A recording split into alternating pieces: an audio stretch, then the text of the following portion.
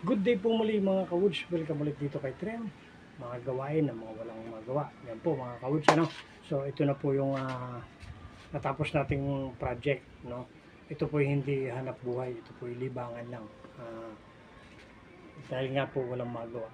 Yan po yung ating kama ng ating ginawang pagpupunla o pagtatanim ng bolba, mushroom, or kabuting saging. So, doon po sa mga una nating videos ay makikita nyo din yung proseso kung paano tayo nagsimula. Kumuha tayo ng daon ng saging, yung mga nakabitin pa na tuyo, at yun ay hiniwa natin ng tigwa 1 foot, tinalian, and then binabad natin siya sa drum na may tubig ng 10 to 12 hours. So, after nun, hinarvest natin siya. And then, pinatuluan natin, dinray natin. Kaya natin siyang tumulok. At pagkatulo niya, kinamada natin dito sa kanyang bed. No? Bawat layer, nilagyan natin siya sa gitna ng dahon ng madre cacao. Tambataba din po yun eh. No? Binubod natin sa pinakagilid yung binhi ng mushroom.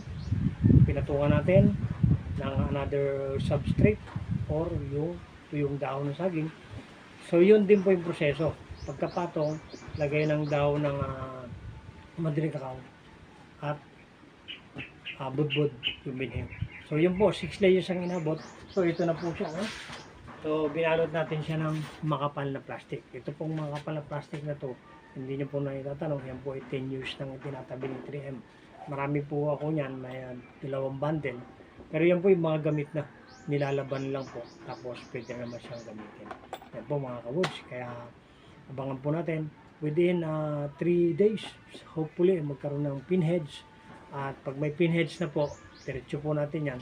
Sa 2 weeks po, pwede na tayong humarbest ng mga buko-buko yan. Hindi na natin kailangan siyang pabukayin ng bukad-bukad. Yung mga buko-buko lang po. Yun na po yung quality na po lasa nun. Abangan po natin yan sa mga susunod pa natin mga videos. At natapos natin project, hanap na naman tayo ng mga gagawa.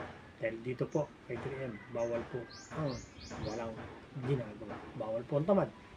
Kaya habang may VIP tayo, may oras pa rin pa tayo para sa ating pangsariling kabuhayan. Maraming po salamat.